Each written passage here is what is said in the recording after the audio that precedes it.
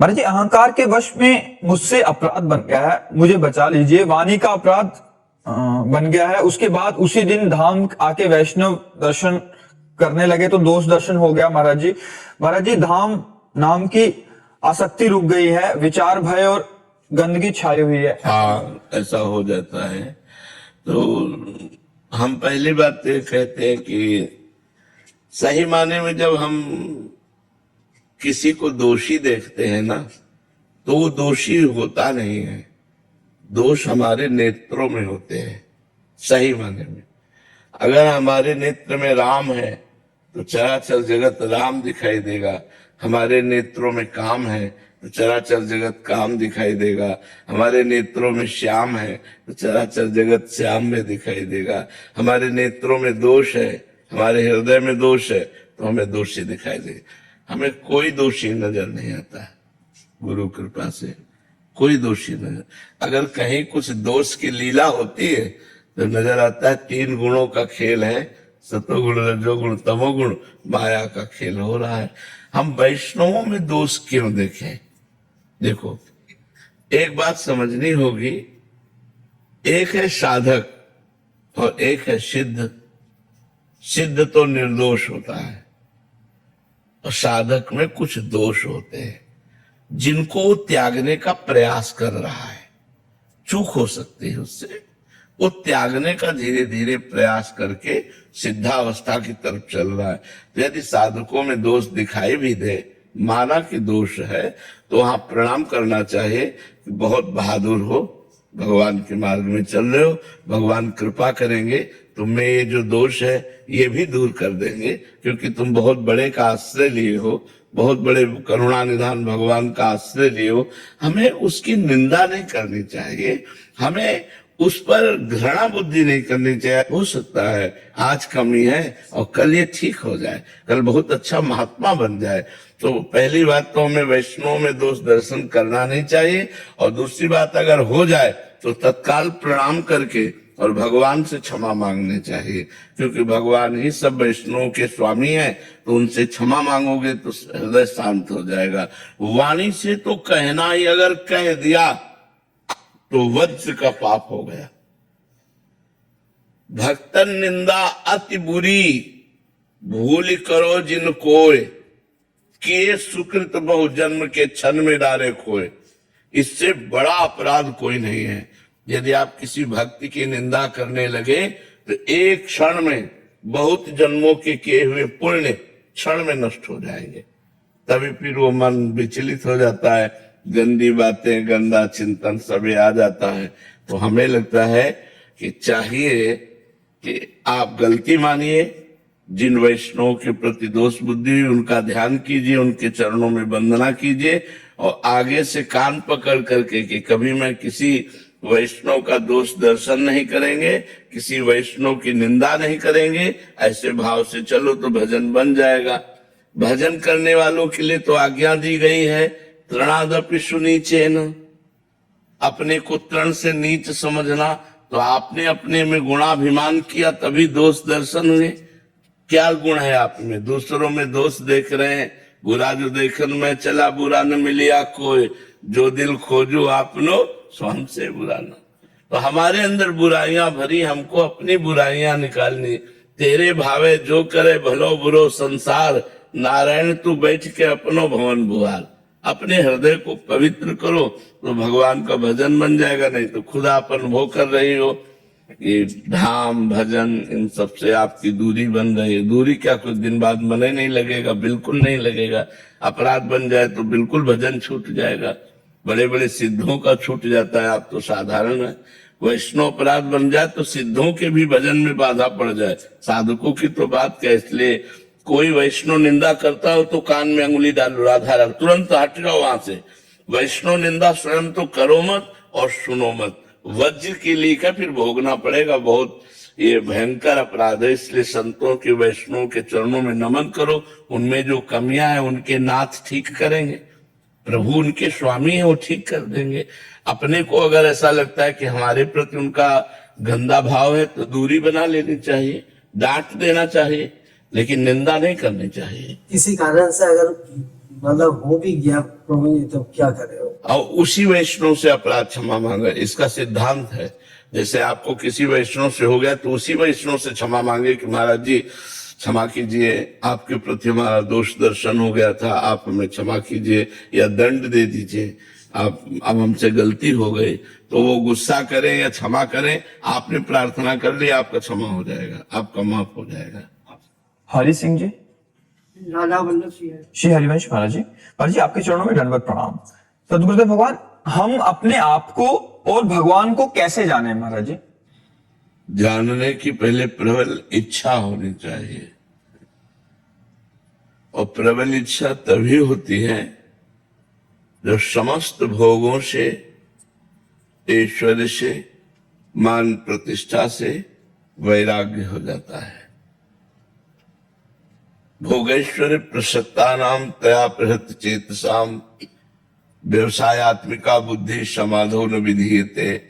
जिसकी बुद्धि भोगों में लगी हुई है, ऐश्वर्य में लगी हुई है, जिसका चित्त भोगों ने अपहरण कर लिया है, वो कभी ऐसा निश्चय ही नहीं कर पाता कि मुझे भगवत प्राप्ति करनी है, भगवान क्या है, मैं क्या हूं, कौन हूं, ऐसा उसके अंदर जिज्ञासा ही नहीं होती है। एक सुन सुना कर जिज्ञासा होना अलग बात है, और भूख लगना अलग बात है। जैसे हमें भूख लगती तो सिर्फ भोजन चाहिए, उस समय भोजन सुहाई देता है, ऐसे में भगवान की भूख लग जाए, भजन की भूख लग जाए, भोगों से त्याग हो जाए, तब हमारे अंदर जब भगवान के जानने की प्रबल जिज्ञासा होगी तो आप नहीं जानेंगे, भगवान आपको जनाएंगे। सोई जाने जेहि देहु जनाई, और जानत तुम्हें तुम्हें हो जाए। वही जानता है जिसे हे प्रभु आप जना देते हो, और जो आपको जान जाता है वो आप में हो जाता है।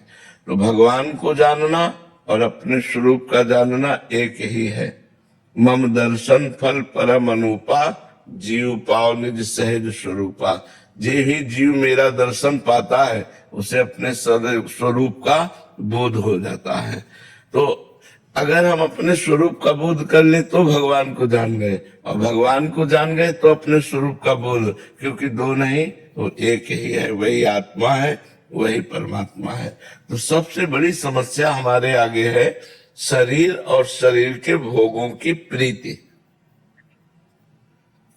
जो ये शरीर है इसको मैं मान लिया है, और इंद्रियों का जो भोग विलास है इसे मेरा मान लिया, अपना मान लिया है। बस ये जब तक नहीं हटेगा तब तक ना आप अपने को जान सकते हैं ना भगवान को जान सकते हैं। अब इसके हटने के जो उपाय है, सबसे पहला साधु संग, भगवत प्रेमी महात्माओं का संग। साधु संग में भी भगवत प्रेमी महात्माओं का संग।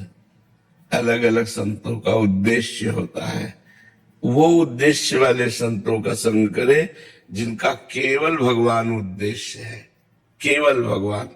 ऐसे संतों के संग से संस्कृति का, आवागमन का, अज्ञान का, अविद्या का नाश होता है।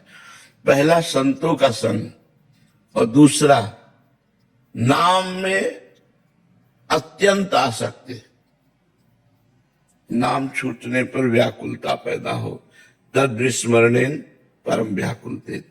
तीसरा भगवान को अर्पित कर्म, जो भी कर्म करे वो भगवान को अर्पित करे। तो भगवान को अर्पित कर्म शास्त्र सम्मत होते हैं, जो शास्त्र के अनुसार कर्म करे और उनको भगवान को अर्पित कर दे। पहला सत्संग साधु संग, दूसरा नाम में सुदृढ़ रति, और तीसरा समस्त कर्म भगवान को समर्पित, और चौथा अपनी नेत्रेंद्रिय, वाकेंद्रिय और श्रवणेंद्रिय, इन तीन को शासन में लाना। नेत्रेंद्रिय से गलत नहीं देखना, श्रवणेंद्रिय से गलत नहीं सुनना, वाणी से गलत नहीं बोलना। इसी में रसेंद्रिय भी है। जबान में दो इंद्रियां, एक वाकेंद्रिय, एक रसेंद्रिय। एक को कर्मेंद्रिय कहते हैं, एक को ज्ञानेंद्रिय कहते हैं। रसेंद्रिय जो ज्ञानेंद्रिय है, वाक इंद्रिय, कर्मेंद्रिय। तो भोजन बड़ा पवित्र और भगवद अर्पित, वाणी बड़ी पवित्र और किसी को दुख देने वाली नहीं, श्रवणेंद्रिय सावधान, सावधान होकर सुने, सावधान होकर देखें। अगर हम इन नियमों का पालन करें बहुत काल तक और भगवान से प्रार्थना करें तो हम अपने स्वरूप को भी जान जाएंगे और भगवान को भी जान जाएंगे। चंदन सेन जी दिल्ली से। राधे राधे महाराज जी। महाराज जी, गुरु को हमने देखा है, उनके मार्गदर्शन में हम चले हैं, तो ऐसे में गुरु और इष्ट देवता में कौन बड़ा है महाराज जी हमारे लिए? देखो, सबसे पहली बात तो यह है कि कोई ना बड़ा है ना कोई छोटा है, एक ही तत्व है। किसका प्रश्न है? तत्व एक है। अब हम परमात्मा और गुरु की महिमा पर विचार करते हैं। जैसे भगवान का नाम और जो नामी है, इनमें कौन बड़ा है? तो हम महिमा पर विचार करेंगे ना, तभी तो पता चलेगा। तो महिमा में पता चला कि भगवान जब अवतार लेते हैं तब लोगों का कल्याण करते हैं, लेकिन नाम जप कर घोर पापी अभी भी कल्याण को प्राप्त हो रहे हैं। घोर पाप करने वाला भी यदि भगवान का नाम जप करने लगे तो परम पद का अधिकारी हो जाता है। तो भगवान कभी युग में अवतार लेते हैं, तब आकर जन कल्याण करते हैं, लेकिन नाम तो आज भी जन कल्याण कर रहा है। अच्छा, भगवान कुछ का कल्याण करते हैं, नाम तो लाखों का कल्याण कर रहा है। जब हम महिमा देखते हैं तो भगवान से बढ़कर भगवान का नाम है। ब्रह्म राम ते नाम बड़ वरदायक वरदान। ब्रह्म राम से भी बढ़ करके राम का नाम, राम ते अधिक राम कर नाम, राम न सके नाम गुण गाई, इतनी महिमा। ऐसे ही हम जब सदगुरु और भगवान पर देखते हैं तो भगवान हमारे हृदय में सनातन से विराजमान है, लेकिन हमारा कल्याण नहीं हो पाया। बात मानते हो नहीं? भगवान सनातन से हमारे हृदय में विराजमान है, पुरातन से विराजमान है। चाहे हम जिस योनि में गए हों, भगवान सबके हृदय में रहते हैं। तो भगवान के हृदय में रहते हुए भी हमारा कल्याण नहीं हो पाया। वही भगवान जब गुरु रूप धारण किए, वही भगवान है, दूसरा कोई नहीं है। बन्नो गुरुपद कंज कृपा सिंधु नर रूप हरि, महामोह तम पुंज जास बचन रवि कर निकर। वही भगवान जो हमारे गुरु रूप में विराजमान हुए और अपनी वाणी रूपी सूर्य का प्रकाश किया, तो हमारे अज्ञान अंधकार का नाश हो गया, भगवान का साक्षात्कार हो गया। इसलिए भगवान ने स्वयं आदेश किया, मोते अधिक गुरु ही जिए जानी, मेरे से भी बढ़कर के गुरुदेव को जानना, भगवान ने कहा। तो इसलिए गुरु गोविंद दो खड़े काके लागो पाओ, तो बोले बलिहारी गुरु आपने गोविंद देव, कि गुरुदेव की बलिहारी जिन्होंने गोविंद जो छुपे हुए थे उनका साक्षात्कार करवा दिया। तो इसलिए एक तत्व होते हुए भी, जैसे नाम और नामी अभेद होते हुए भी नाम बड़ा है, ऐसे गुरु और इष्ट अभेद होते हुए भी गुरु बड़ा है। इष्ट और गुरु खड़े हो तो सबसे पहले गुरु की दंडवत होगी, फिर इष्ट की दंडवत होगी। जोगेंद्र जी शेरवंश महाराज जी। गुरुदेव भगवान की माया संपूर्ण संसार में व्याप्त है। आप श्री के श्री वचनों के अनुसार ये माया भगवत मार्ग में चलने वाले उपासकों पर अपना विशेष प्रभाव दिखाती है महाराज जी। तो महाराज जी, उपासकों पर पड़ने वाला ये विशेष प्रभाव क्या उपासकों द्वारा किए गए भजन से शुद्ध चित्त द्वारा अनुभव किया गया माया का प्रभाव है या कुछ और? क्या जानना चाहते हैं भगवान? मैं जानना चाहता हूँ कि ये माया जो उपासकों द्वारा किए गए भजन से जो चित्त शुद्ध होता है, तो ये अनुभव में आती है या कोई विशेष? कह रहे हैं कि जैसे उपासकों का हृदय शुद्ध हो जाता है तो उनको विशेष अनुभव में आता है। हाँ, विशेष। जैसे पीठ में तिनका गिरे तो समझ में नहीं आता, लेकिन आंख में गिरे छोटा सा तो बहुत बड़ा समझ में आएगा ना। ऐसे ही जो माया में गिरे पड़े हुए हैं उनका हृदय पीठ जैसा है और साधकों का हृदय आंख जैसा है।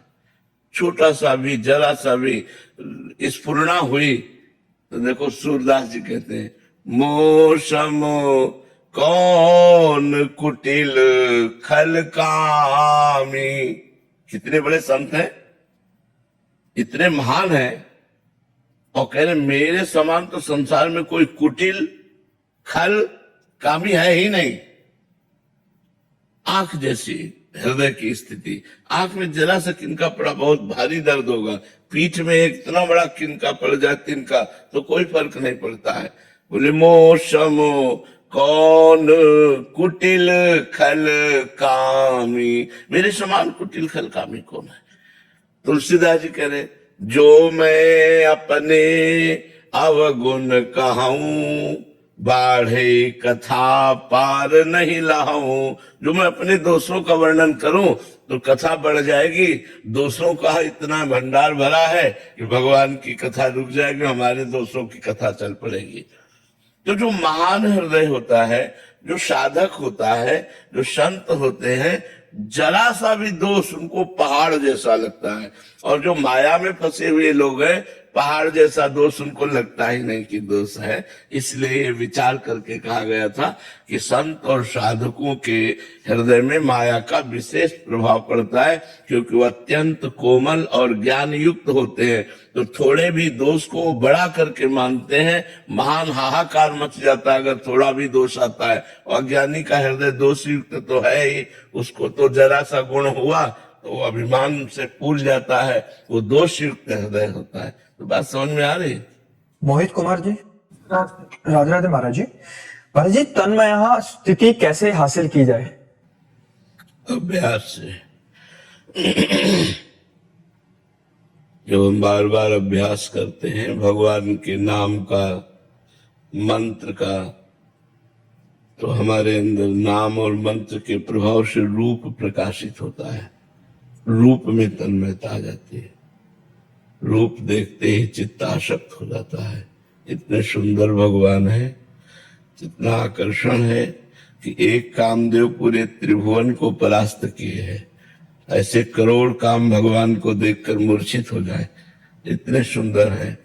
वेद भी नेति नेति कहते हैं, जिनकी महिमा का पार नहीं पाते।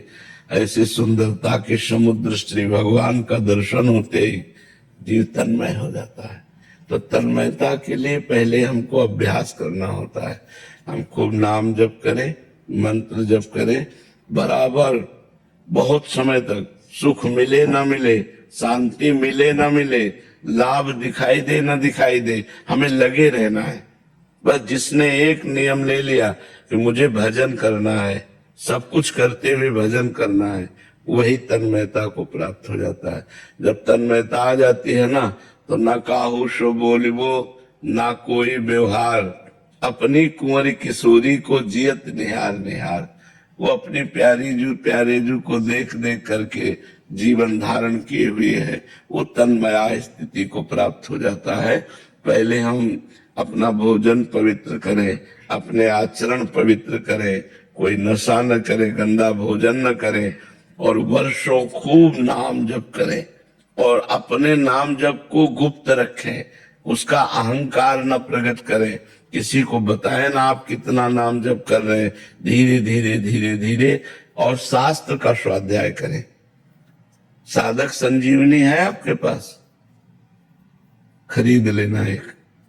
क्या खरीदोगे? साधक संजीवनी। हाँ, किसकी है? श्री स्वामी राम सुखदास जी की साधक संजीवनी। प्रत्येक साधक को एक पेज चाहे पढ़ो, जरूर पढ़ो। आप देखो बहुत सुंदर उसमें आपको साधना का मार्ग मिल जाएगा। उसके पढ़ने से मन में भगवान के प्रति भक्ति बढ़ती है, ज्ञान बढ़ता है, वैराग्य बढ़ता है, और बहुत सी ऐसी अलौकिक जानकारियां उसमें विराजमान है जो सब ग्रंथों का निचोड़ है।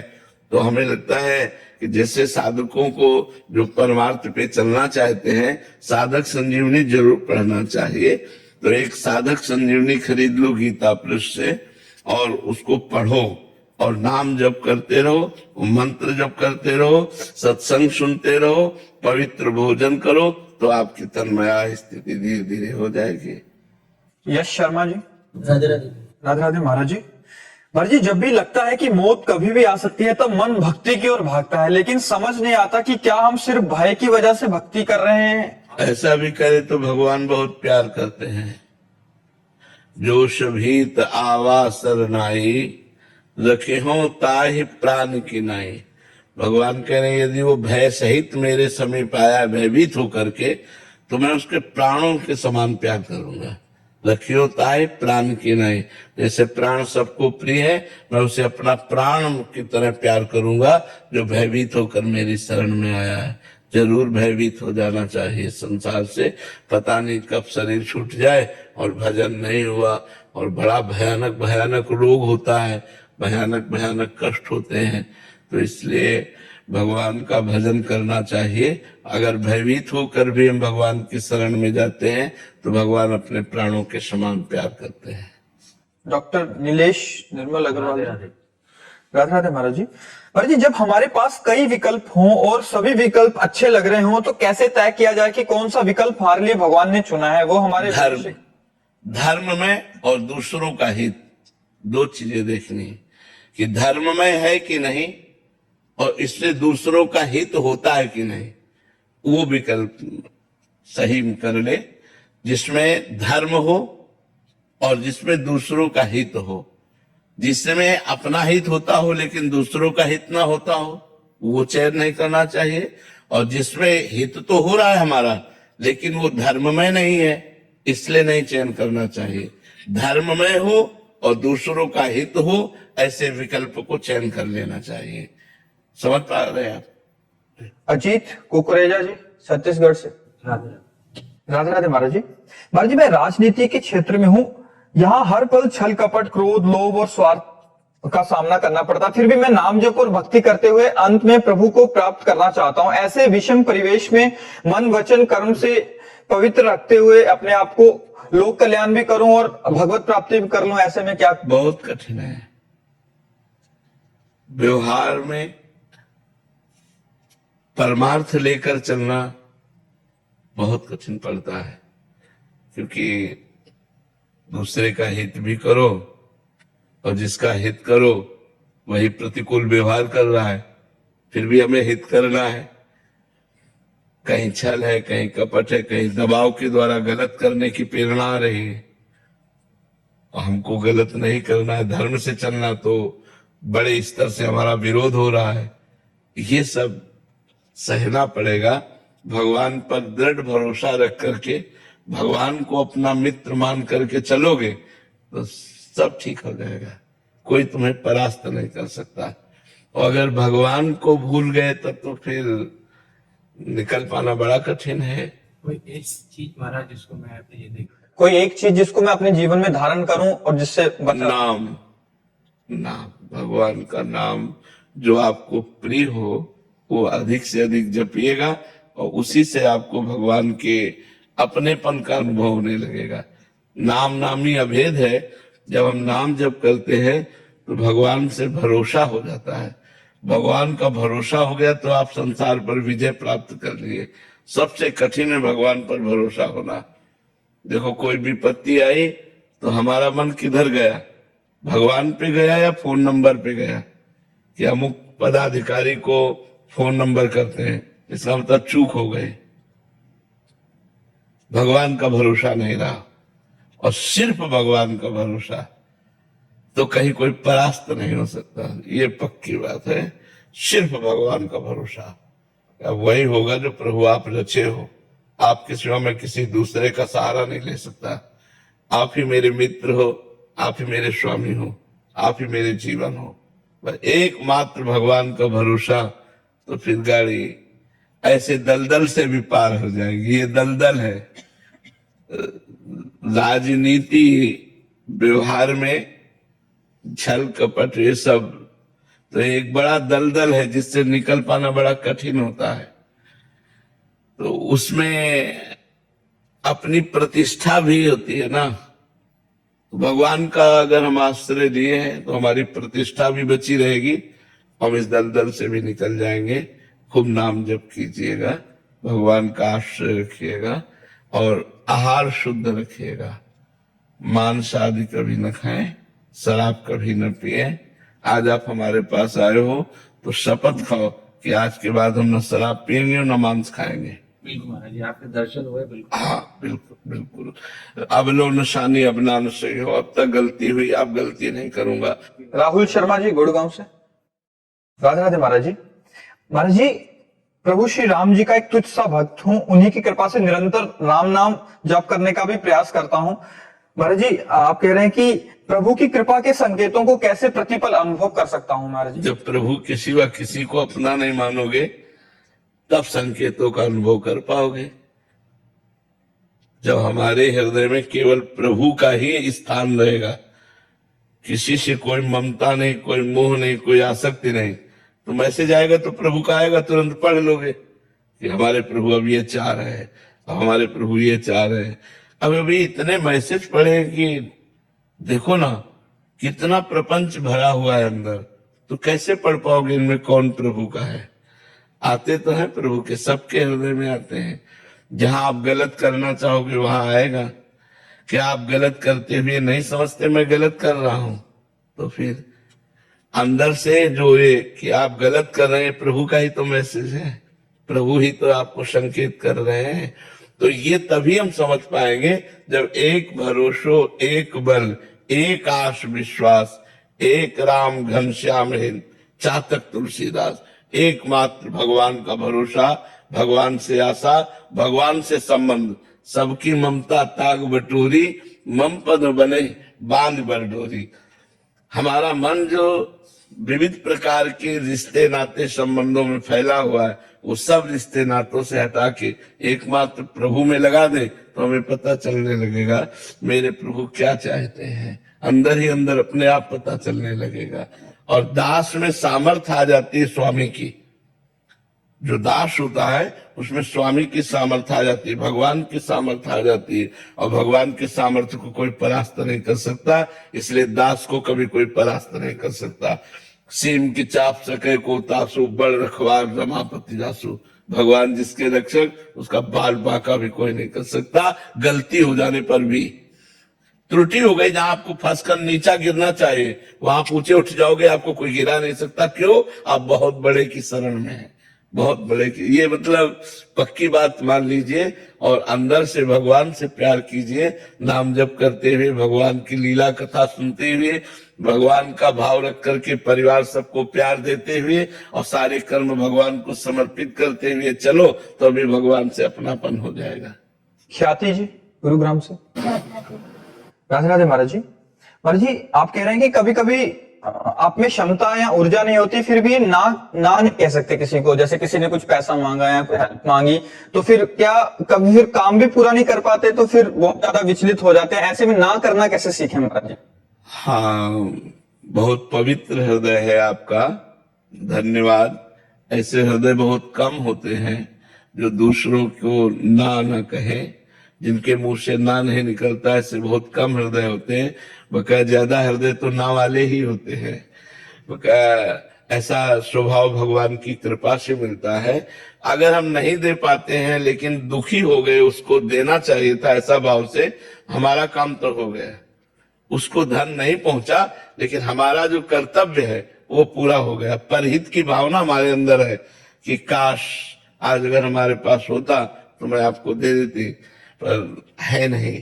तो ये जो आपके अंदर भावना आई, ये भावना आपको अध्यात्म में उन्नति प्रदान करेगी। और जो सद हृदय वाले होते हैं उनका मंगल, जैसे कोई आया और आप नहीं दे सकते तो उसका विधान बन जाएगा। आप नहीं देंगे तो भी उसका विधान बन जाएगा, क्योंकि वो आपके पास आया है और आपका हृदय महान है। तो महान, एक बार हम अपने गुरुजी के साथ किसी संत के पास गए, गिरिराज जी की दंडोती परिक्रमा लगा रहे थे, तो कहा कि आज यहाँ रुक जाए। तो वो संत बहुत एकांत प्रेमी थे, तो उनके सेवक ने निवेदन किया, महाराज जी तो कुछ कहेंगे नहीं लेकिन बहुत एकांत प्रेमी है, तो बस इतना ही कहना था। हम लोग समझ रहे, हमका बिल्कुल बिल्कुल बिल्कुल ठीक। आप सत्य मानिए, जे हुए निकले ते एक आदमी खड़ा था। उन्होंने कहा दंडोती परिक्रमा लगाते हो क्या? कहा रुकने की इच्छा है क्या? हाँ, ऐसी बढ़िया व्यवस्था दी। किसने? जिन संत के हम रुकना चाहते थे उन्हीं ने। मतलब और कोई नहीं, उन्होंने प्रेरणा करके पहले से व्यवस्था कर रखी थी। तो यदि हमारा उदार हृदय है, हम किसी का दुख निपटाना चाहते हैं और मेरी सामर्थ्य नहीं और मैं दुखी हो गया, तो परमात्मा जो आया है उसकी सहयोग कहां से करेंगे? वो निश्चित हो जाएगा। अपने को निश्चिंत हो जाना चाहिए, क्योंकि देखो हम कितनों की कामना पूर्ण करेंगे। हम सीमित धन वाले, सीमित बल वाले, सीमित बुद्धि वाले हैं और भगवान की सृष्टि अनंत है। हम कितनों की सेवा कर सकते हैं? तो हम भावना कर सकते हैं, सेवा नहीं कर सकते। हम भावना से दुखी हो गए, ये परहित सुख और परहित दुख, ये जिसके हृदय में है कि वो सुखी को देखकर सुखी होता है, दुखी को देखकर दुखी होता है, यही संत हृदय है, यही आध्यात्मिक उन्नति को प्राप्त होता है। तो ऐसा सबको करना चाहिए। दूसरे को दुखी देखकर दुखी हो जाना चाहिए कि मैं इसके दुख का निवारण कैसे करूं। यदि नहीं कर सकता तो मैं परमात्मा से प्रार्थना करता हूं कि वो आप कहीं ना कहीं किसी के द्वारा वो आपके दुख का निवारण करें। मोहित सेठी जी गुरुग्राम से। राधे राधे। राधे राधे महाराज जी। महाराज जी, आज का समय ऐसा है कि आर्टिफिशियल इंटेलिजेंस, रोबोट से सारे काम किए जाते हैं। ऐसे में मन बार बार भय से भर जाता है कि मतलब आने वाला समय कैसे होगा। आंतरिक शांति, स्थिरता, साहस और विश्वास मतलब कमी आ जाती है। तो महाराज जी ऐसे में मतलब कहने के भविष्य को देख के बड़ी चिंता होती है। इसीलिए कलयुग में लोग भोग विलासी और रोगी होंगे। पहले कैंसर सुना नहीं जाता था, अब तो बुखार की तरह कैंसर फैल रहा है। जिसको देखो कैंसर से पीड़ित हो रहे हैं। तो कलयुग में लोग जो है भोगी होंगे, विलासी होंगे, व्यसनी होंगे और रोगी होंगे। क्योंकि अब देखो, हमने अपने बचपन में देखा, एक फार, एक ऐसे फार है, हल, एक फार का हल, उससे पूरा बीघा जोतना है। 2 बजे रात्रि से बैल को लगा दिया और 11 बजे दिन तक एक थोड़ा सा जोत पाए। 2 दिन 3 दिन बराबर चलते, तो किसान को कभी न तो जुकाम न बुखार, ढेर सारा भोजन पाया, मेहनत। और माताएं बहनें घर में धान कूटना, चक्की अपने घर में ही रखना और सब, तो बलवती होती थी, बलवान होते थे, शरीर पुष्ट होते थे। अब भैया 20 मिनट में ट्रैक्टर से जोते आए, 20 चक्की में आटा पिस गया, और तो क्या मशीनें रोटी बना रही हैं। तो शरीर बीमार हो रहे हैं, शरीरों में दम नहीं रह गई। अब जब 30 हाथ से पानी घसीटा जाता था ना बाल्टी से, तो फेफड़े, दिल सब सही होते थे। नहीं, कुआं से पानी घसीटना, मान लो 5 लीटर की बाल्टी है, 6 लीटर की बाल्टी है, और कुआं से 30 हाथ 40 हाथ पानी घसीटते थे, और 10-50 बाल्टी जानवरों को पिलाना और मेहनत करके सब। तो वो शरीरों की जो पुष्टता थी अब नहीं रह गई, क्योंकि अब सुविधा हो गई, बटन दबाओ मोटर पानी। नहीं, अब वो थोड़ी रह गया कि कुआं से पानी खींच करके। जानवरों को चारा, हरा चारा डालना है, पसीना पसीना हो जाता था। वो मशीन हाथ वाली है, अब बटन दबाओ, ढेर सारी चारा कतर के फेंक दिया। तो अब बटन वाले काम रह गए हैं। पहले गांव में 10-20 लोग ऐसे होते थे जो देखने लायक होते थे कि हाँ जवान, और अब ऐसे थोड़ी नजर आते। खेती जोतना, सब मेहनत करना, तो बलवान होते थे। अब क्या बल रह गया? अब नए लड़के देखो क्या है, चाउमीन खाने वालों के बल आएगा। 4 मोटी रोटी, बेजन और चना की, और 1 लीटर मठा और 250 ग्राम गुड़, ये बाल भोग होता था सुबह का। नाश्ता ही नाश्ता, दोपहर के आके ढेर सारी सब्जी, दाल, रोटी पर मस्त एकदम घूम रहे। तो आजकल का भोजन और आजकल के विचारों में तो ये बात आपकी बहुत सुंदर है कि आगे हमारा समय संकटपूर्ण है। जो आगे समय आता चला जाएगा वो संकटपूर्ण होगा। देखो, जब घर में हम पोछा लगाते हैं, हमारे हाथ काम करते हैं, हमारे पैर काम करते हैं, मेहनत काम करते। अब घर में काम वाली रख ली, काम न करना पड़े। शरीर को क्या करोगे इसको? अगर इसको मेहनत नहीं करोगे तो रोगों का घर हो जाएगा। तो देखो, सब चेहरे ऐसे लगते, पीलिया हो गई है, चेहरे नहीं लगते। पहले चेहरे चमकते थे, चेहरा चमक रहा है, जवान और घी दूध खा के समझ में आता था। अब तो समय ही बदलता चला जा रहा है। अगर जिनके पास पैसा है तो वो शराब पी रहे हैं, व्यसन कर रहे हैं, गंदे आचरणों में चल रहे हैं। तो भगवान बचावे, कलयुग का प्रभाव बहुत जोरदारी से बढ़ेगा। और ये जितनी मशीनें बन रही हैं, ये जरूर आज आपको सुविधाजनक दिखाई दे रही है, लेकिन कल हमारे समाज के लिए हानिकारक होगी। अब मशीनें ऐसी आ गई कि लेबरों को काम ही नहीं है, सब मशीनों से काम हो रहा है। तो लोग फिर क्या करेंगे? नशा करेंगे, व्यभिचार करेंगे, रोगी शरीर हो जाएंगे। मेहनत तो बहुत ही छूटती चली जा रही, मेहनत कहाँ रह गई है? कौन 2 किलोमीटर पैदल चलना चाहेगा? अब कैसे बतावे, बड़ी आधुनिकता फैलती चली जा रही है। नौजवान आदमी है, 10 मिनट इंतजार कर रहे, 10 मिनट में पहुंच जाएंगे। कितना देर लगती है 2 किलोमीटर 1.5 किलोमीटर चलना? लेकिन आज का आदमी 2 किलोमीटर 1.5 किलोमीटर चलना नहीं चाहेगा, वो 100 रुपया देकर ऑटो से वहां पहुंचना चाहेगा। तो धीरे धीरे समय तो बच्चा बदलता जा रहा है और ये भयावह है। हमने ऐसी रोटी पाई है जिनमें बिना नमक के भी आप स्वादिष्ट पाते चले जाएं, जो बिना खाद के खेतों में पैदा होती थी, घर की चक्की से पीसा जाता था और चूल्हे में बनती थी, लाल लाल ना। और वो जब सुबह हमको मिलती थी तो खस्ता की तरह होती थी, उसमें जरा सा मक्खन लगा लिए, नमक लगा लिए, तो ऐसे स्वादिष्ट। स्कूल जाना होता था सुबह, तो किसान के घर में सुबह सुबह थोड़ी वहां कोई ये गैस चूल्हा थोड़ी था, वहां तो चूल्हा 8 बजे जलता था। तो रात की रोटी बना के रख दी जाती थी और दही और मठा दिया जाता था। पियो, आनंद मस्त होते चले। अब यहाँ कहाँ मठा मिल रहा है? पैकेट वाला मिल रहा है, पता नहीं कब कै दिल का, कब का, कहाँ का, कैसे बना हुआ मठा हुआ है। तो ये चीजें अब सब दूर होती जा रही है, आधुनिकता बढ़ती चली जा रही है तो भयावह है, तो बड़ा विचारशील। पर अब करोगे क्या? आधुनिकता बढ़ती चली जा रही है, बहुत आधुनिकता बढ़ती चली जा रही है। बताओ, जब रोटी बनाने की मशीन आ गई, अब कुछ दिन में खाने की भी आ जाएगी। कि वह ऐसे करो, ऐसे हो।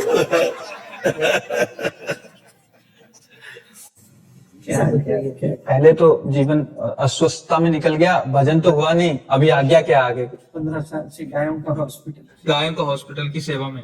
हमारा तो एक ही आपसे प्रार्थना रहेगी कि कोई भी श्वास भगवान के नाम से खाली न जाए।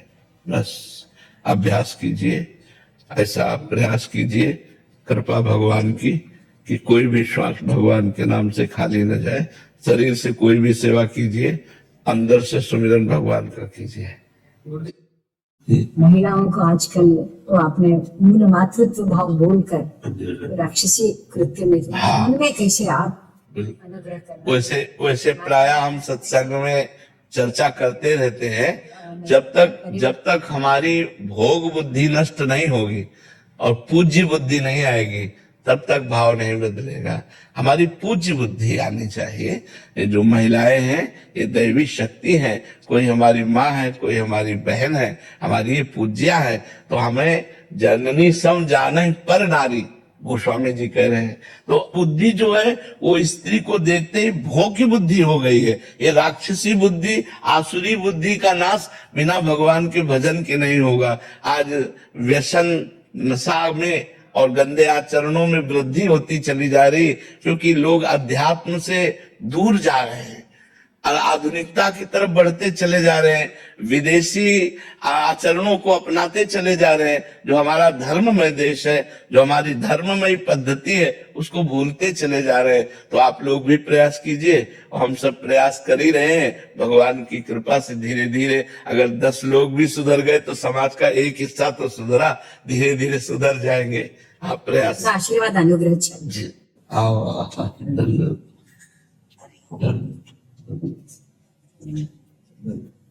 गोवा से दत्त पीठाधीश्वर पूज्य महाराज। हम गोभूमि गोवा से आए हैं। अच्छा, वैसे गोवा को लोग अलग ढंग से जानते हैं, लेकिन उनका सही परिचय गोवा का गो भूमि से, जहाँ गायें पाली जाती हैं। जी जी जी।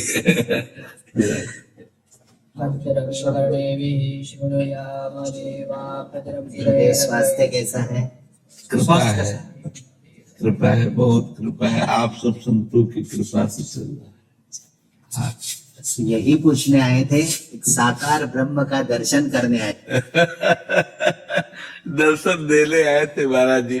ये तो आप करुणा करके छुपा रहे हैं, आप कृपा करके दर्शन देने आए थे। संत जब कृपा करते हैं, अनुग्रह करते हैं, तब दर्शन होता है। तो आप अनुग्रह किए, हमें दर्शन देने आए। बहुत कृपा है आपके चरणों में, कोटि कोटि प्रणाम। बहुत कृपा, संतों की बहुत कृपा है जी। जो शरीर चल रहा है, संतों की कृपा से ही चल रहा है, नहीं तो हालत तो खराब ही है। तो कृपा है, संतों की कृपा है, उसी कृपा से चल रहा है। तो बस हमारा काम तो दर्शन का। हमें तो लगता है क्या स्वागत करूं आपका, पर हम उसके लिए आए नहीं है, आपका दर्शन पाने आए थे। इस भूमि पर, भारत भूमि पर आप संत ही ऐसा काम कर सकते हैं जो हमें गुरु स्थान पर ले जा सकते हैं। संतों के बिना ये भूमि, ये पूरी पृथ्वी अधूरी है। और आज के जमाने में आप जैसे श्री चरण का ही आशीर्वाद दुनिया को चाहिए, ताकि देश और विदेश में शांति का स्थान रहे।